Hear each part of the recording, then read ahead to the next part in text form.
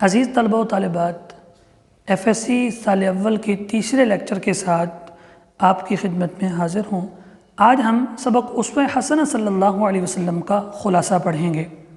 हम जानेंगे कि ख़ुलासा लिखा कैसे जाता है और तैयार कैसे किया जाता है।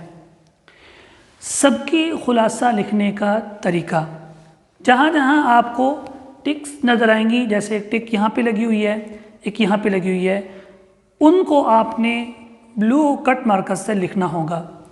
सवाल नंबर 4, आमतौर पे एनुअल पेपर्स में चूँकि सवाल नंबर 4 होता है तो आपने सवाल नंबर 4 लिखना है। बच्चों से ये गलती हो जाती है, जिस सवाल को वो पहले लिखते हैं बाद औक़ात वो उसी तरतीब से नंबर देना शुरू कर देते हैं। इस तरह नंबर नहीं दिए जाते, बल्कि जो सवाल आप पहले लिखेंगे, सवाल का जो नंबर पेपर में होगा आपने वही नंबर लिखना होगा। जैसे खुलासे का आम तौर पे सवाल नंबर 4 होता है, तो आप सवाल नंबर 4 लिखेंगे ब्लू कट वाले मार्कर से। उसके बाद नीचे लिखेंगे सबकी खुलासा। सबकी खुलासा इसलिए चूँकि जो सवाल आपसे पूछा जाता है आप उस सवाल को सारा का सारा ना लिखें। चूँकि आपको सवाल लिखने के नंबर नहीं मिलते, जवाब लिखने के नंबर मिलते हैं, तो आपने मुख्तसर सा इशारा दे देना है सवाल का। सबकी खुलासा। उसके बाद चूँकि खुलासे के अंदर चॉइस होती है, आप उसका अलिफ जुज़ लिखना चाहते हैं या बे जुज़ लिखना चाहते हैं। जो जुज़ आप लिखना चाहेंगे उसको आप ब्लू कट वाले मार्कर से लिखेंगे। जैसे कि मैंने टिक लगा के इस बात को वाज़े किया है, ये बात ज़हन में रखें कि ये टिक आप ऐसे ना हो खुलासा लिखते हुए लगा दें, ये सिर्फ मैंने आपको समझाने के लिए लगाई हैं। टिक लगी हुई है तो इसका मतलब ये हुआ आपने अलिफ को यानी अलिफ जुज़ को या बे जुज़ को ब्लू कट वाले मार्कर से लिखना है। अलिफ उसवे हसना सल्लल्लाहु अलैहि वसल्लम।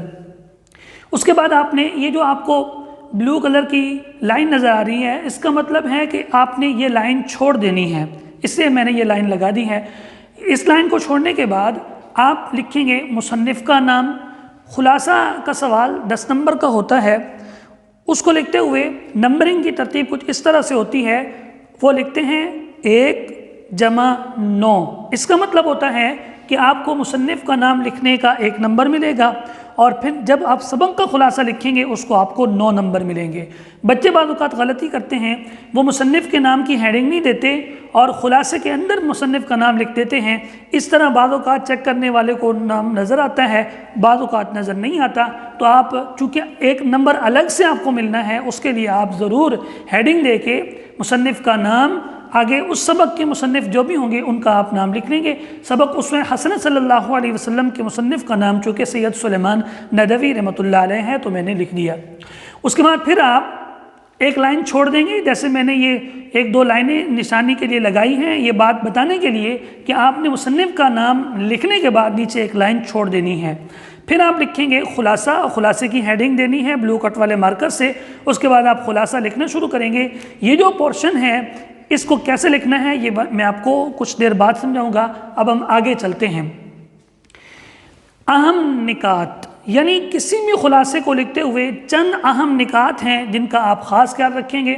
ऊपर मैंने समझाने के लिए लिख दिया, चूँकि ये नुक्ता और नुक्ता, एक नुक्ता काफ कराची वाले से लिखा जाता है और दूसरा नुक्ता काफ कैंची वाले से लिखा जाता है। इन दोनों में फ़र्क क्या है, जैसे ऊपर सर फारूक साहब आपको दिखाएंगे नुक्ता और नुक्ता।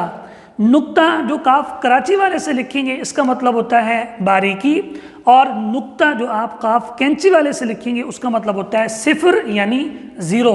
इसको आप लाजमी ज़हन में रखें। अहम निकात, सबक का 3 से 4 मरतबा मुताला। जब आप किसी भी सबक का खुलासा लिखना चाहें उसको आप बगौर 3 से 4 मरतबा पढ़ेंगे ताकि आपको वो ज़हन नशीन हो जाए। कभी भी किसी भी हेल्पिंग बुक से, किसी की बुक से आप खुलासे के रट्टे ना लगाएं, क्योंकि रट्टे लगा के खुलासा लिखने वाले को आम तौर पे ज़्यादा नंबर नहीं मिलते। क्योंकि खुलासा सोच समझ के लिखा जाता है और उसमें कोई बाहर की बात भी नहीं लिखी जाती, तो आप जितनी तवज्जो से पढ़ेंगे उतना अच्छे अंदाज से आप खुलासा लिख पाएंगे। अहम मकामात को हाइलाइटर से हाईलाइट करना। आपके पास अगर हाइलाइटर है तो जो आपको पॉइंट्स ख़ास लगें उनको आप हाईलाइट करते रहें। खुलासा लिखते हुए इस बात का ख्याल रखना है جس سبق کا آپ خلاصہ لکھ رہے ہیں اس کے اندر جتنے بھی اہم نکات ہیں ان کو لازمی تحریر کرنا ہے۔ ترتیب کا خاص خیال رکھیں، ایسا نہ ہو کہ سبق کے آخر میں جو بات ہے اس کو شروع میں لکھ دیا جائے اور جو شروع میں بات ہے اس کو آخر میں لکھ دیا جائے۔ یہ بات تبھی آپ کو حاصل ہوگی، صحیح تبھی آپ لکھ پائیں گے جب آپ اس کو بغور پڑھیں گے۔ غیر سبقی مواد بالکل نہ ہو، حتیٰ کہ شعری اور نثری حوالہ جات بھی نہ ہوں۔ کسی سبق کے اندر کوئی شعر آ جاتا ہے تو خلاصے کے اندر آپ نے شعر نہیں لکھنا، آپ نے شعری اور نثری حوالہ جات سے بھی گریز کرنا ہے۔ خلاصہ کا مطلب ہوتا ہے بات کو قدر مختصر کر کے لکھنا۔ تو مختصر کر کے لکھتے ہوئے اگر آپ نے سبق کو پوری توجہ سے پڑھا ہے، چونکہ عام طور پہ دو قسم کے اسٹوڈنٹس ہوتے ہیں، کچھ ایسے ہوتے ہیں جو سر کی بات کو سنتے ہیں اور اس کے بعد لکھتے ہوئے وہ سبق کا جو اصل مواد ہوتا ہے اس کو چھوڑ کے وہ سر کی بات کو لکھنا شروع کر دیتے ہیں۔ حالانکہ بعض اوقات سر پڑھاتے ہوئے سبق کی تشریح کرتے ہوئے کچھ ادھر ادھر سے بھی ایگزامپلز دے دیتے ہیں تاکہ بچے کو وہ سبق اچھی طرح ازبر ہو جائے، لیکن لکھتے ہوئے آپ نے صرف سبقی مواد لکھنا ہے، غیر سبقی مواد نہیں لکھنا۔ دوسری قسم کے بچے وہ ہوتے ہیں جو سبقی مواد لکھتے ہیں اور سبق کو سمجھنے کے لیے سر کی باتوں کو بھی وہ ذہن میں رکھتے ہیں۔ خلاصہ کی طوالت سبق کے حساب سے ہوگی، اندازاً 3 صفحات سے کم۔ ویسے تو سبق جتنا طویل ہوگا خلاصہ بھی اسی حساب سے طویل ہوگا، اصل سبق سے تو اس کا حجم کم ہی ہونا ہے، لیکن اس کا حجم اگر سبق زیادہ ہے تو خلاصے کا حجم بھی زیادہ ہوگا، لیکن اگر آپ اس کے لیے ایک لمٹ ذہن میں رکھنا چاہیں تو وہ 3 صفحات سے کم ہی بنتی ہے جتنے بھی اسباق ہیں فرسٹ ایئر کے اندر۔ سبق اسوہ حسنہ صلی اللہ علیہ وسلم کا خلاصہ کیسے تیار کیا جائے گا؟ آپ بار بار پریکٹس کریں گے، ٹیکسٹ بک آپ کے سامنے ہوگی۔ شروع میں نے جیسے آپ کو کہا کہ آپ نے رٹے نہیں لگانے بلکہ بار بار پریکٹس کرنی ہے، تو 3 سے 4 اسباق کا خلاصہ جب آپ خود تیار کریں گے اس کے بعد کوئی مسئلہ نہیں ہوگا۔ پہلی بات تو یہ ہے کہ جو اہم نکات ہم نے پڑھے وہ سارے کے سارے ازبر ہونے چاہیے۔ اس کے بعد اب ایک پیرا جس کو میں پڑھتا ہوں پھر اس کو مختصر بھی کروں گا، آپ نے بھی اسی طریقے سے کوشش کرنی ہے مختصر کرنے کی۔ خدا کی محبت کا اہل اور اس کے پیار کا مستحق بننے کے لیے ہر مذہب نے ایک ہی تدبیر بتائی ہے، اور وہ یہ ہے کہ اس مذہب کے شارع اور طریقے کے بانی نے جو عمدہ نصیحتیں کی ہیں ان پر عمل کیا جائے۔ اب یہاں تک جو میں نے پڑھا اس کو کیسے مختصر کیا ہے اب سر فاروق صاحب آپ کو دکھائیں گے۔ مختلف مذاہب نے خدا کی محبت کے حصول کا ایک ہی طریقہ بتایا ہے کہ اس مذہب کے بانی کی عمدہ نصیحتوں پر عمل کیا جائے۔ تو اس طریقے سے آپ کو شروع میں محنت کرنی پڑے گی، آپ کو ہر پیراگراف پڑھنا پڑے گا اور پھر اس کو آپ اپنے الفاظ میں مختصر کر کے لکھیں گے۔ لیکن اسلام نے اس سے بہتر تدبیر اختیار کی ہے، اس نے اپنے پیغمبر علیہ السلام کا عملی مجسمہ سب کے سامنے رکھ دیا ہے اور عملی مجسمے کی پیروی اور اتباع کو خدا کی محبت کا اہل اور اس کے پیار کا مستحق بننے کا ذریعہ بتایا ہے۔ دیکھیں اس کو میں نے مختصر کیا، جبکہ اسلام نے اپنے پیغمبر صلی اللہ علیہ وسلم کا عملی مجسمہ سامنے رکھ دیا ہے اور اس کی پیروی کو خدا کی پیروی اور خدا کے پیار کا مستحق بننے کا ذریعہ قرار دیا ہے۔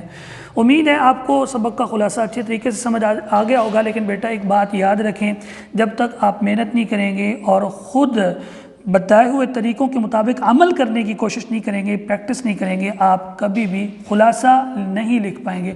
پھر آپ کے پاس ایک ہی آپشن ہوگا اور وہ ہوگا کی بک سے رٹے لگانا، اور خلاصے کے رٹے لگا کے آپ کبھی بھی پورے نمبر حاصل نہیں کر پائیں گے۔